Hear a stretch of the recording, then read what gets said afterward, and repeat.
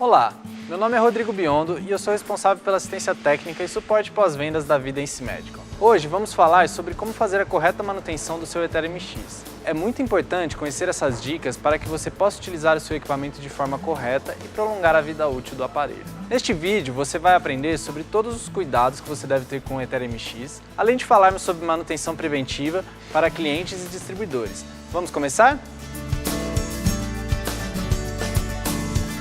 Primeiramente, é importante lembrar que você nunca deve desconectar qualquer manípulo do equipamento se esse estiver em uso na tela de parâmetros. Para fazer a correta remoção, saia da tela de parâmetros clicando no botão Home.